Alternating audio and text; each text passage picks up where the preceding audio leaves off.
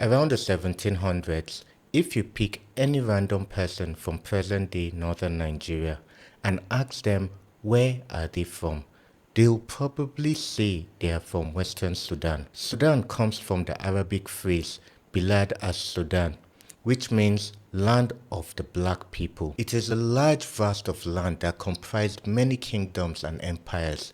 It is in this region that Usman was born on December 15, 1754, in a town called Maratha in the Hausa kingdom of Gobir, that's present-day Sokoto state. His family later relocated to Degel, a settlement still within Gobir. Usman was born to a family that were the 11th generation of Fulanis that emigrated from Futajalon over 300 years earlier. There are three distinct types of people who make up the Fulanis. The first group are called Fulbelade, who are known to be cattle herders. They are known to have deep connections with their livestock. They move from place to place in search for greener pasture, and they hardly mix or intermarry with locals. The second type of Fulanis are called the Fulbe Sire or Fulbe Wuro. This group are mostly settlers.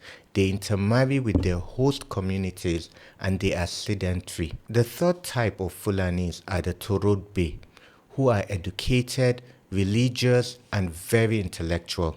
It is from this third group that the ancestors of Usman and Fodio belonged to. The Torodbe were known to be early adopters of Islam, and from them came Islamic scholars, scientists, jurists, and preachers. Mfodio studied Islamic education from first his father and then secondly from Malam Umar Jibril. His name, Usman Mfodio, means Usman, son of the learned, because his father was well learned in Islamic teachings. Years before Mfodio was born, Islam had entered the Hausa lands. Within the courts of the Hausa kings, they had Islamic advisors and intellectuals.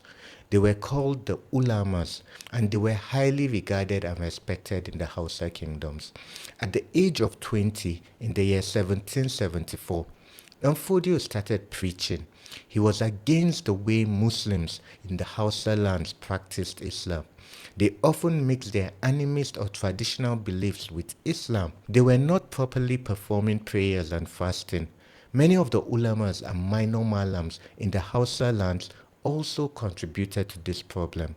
Some collected money for services such as making charms and even adjudicating on problems that arise between people for favorable judgments. Some malams claimed to perform miracles and were duping the people. Mfodio made it his mission to educate the people so that they can practice the religion properly.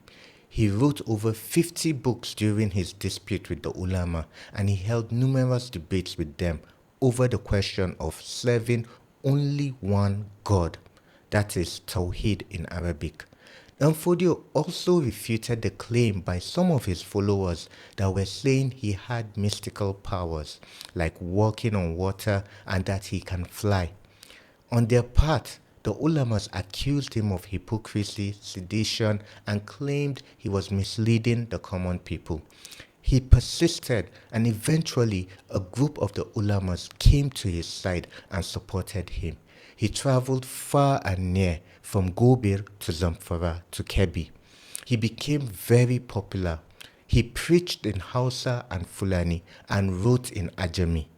There are claims that the king of Gobir appointed Mfodio as an Islamic teacher for his grandson, Prince Yumfa. Between 1789 and 1804, his community of followers, who were called the Jama'ah, had grown so large. The Jama'ah were composed of about 4 groups. The first group are the settler Fulanis, who had settled in the Hausa lands for generations.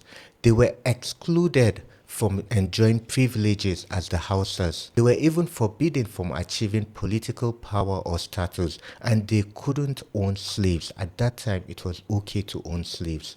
This group saw hope in Mfodio because he preached against injustice and he advocated for fairness. The second group were the Fulani cattle herders.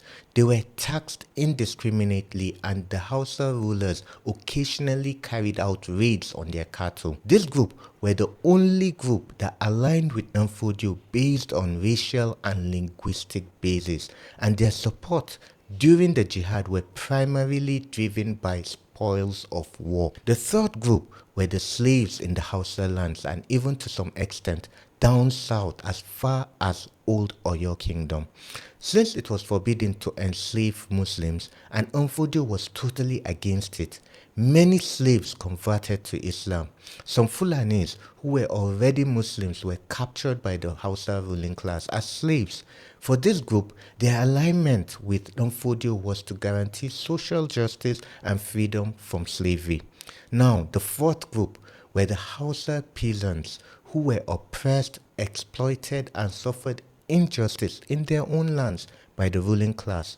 One particular example was the support Danfodio got from the Hausa people of Zamfara. In the middle of the 18th century, Gobir, a Hausa state, conquered Zamfara, which was another Hausa state. The ruling class of Gobir collected all the land previously owned by Zamfara people and shared it within themselves. This displaced many Hausa people from Zamfara to become peasants. The Hausa people of Zamfara continued to rebel against the Gobirawa up to the time of the jihad. They aligned with the jihad not because of religion, but because Danfodio had always preached against unfair land system and unfair tax systems. Zamfara became a base for attacking Gobir when the jihad started in 1804. While the community of Danfodio was still growing, they were still operating without any authority from the ruling class. Danfodio realized he needed to formally inform the ruling class of his community and their Islamic objective. He visited the king of Gobir, that's Sarki Bawa Jan Gwarzo, and he even asked the Sarki to follow Islam and establish Islamic justice system in his lands. Sarki Bawa recognized the community within the state and they had his support to spread Islam. This was a huge success for the community. In 1788, Sarki Bawa gathered together about 1,000 Malams of the Ulamas of Gobir in a town called Magami during the Eid al-Kabir. This meeting also included Danfodio. After the Eid prayers, Sarki Bawa distributed gifts of 500 mithqals of gold, that's about 2 kilograms of gold, to all the ulamas and their followers. Danfodio declined to accept the gifts for him and his followers, and instead he made 5 demands. Sarki Bawa accepted all the 5 demands, and the Jama of Danfodio was then fully recognized as a political religious force to be reckoned with.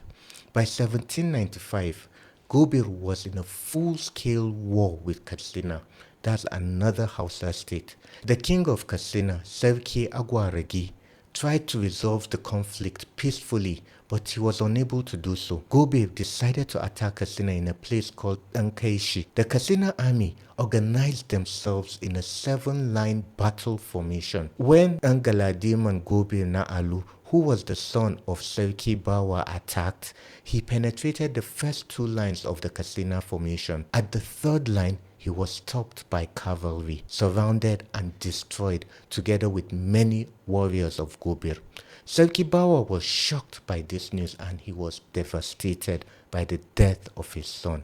This shock and devastation caused his death 40 days after the death of his son. Yakubu became Sarkin Gobir, but he also died in 1801 from the war with Katsina. Nafata became Sarkin Gobir. It was during the time of Sarki Nafata as king of Gobir that trouble started between Danfodio and the Hausa ruling class. Bye guys.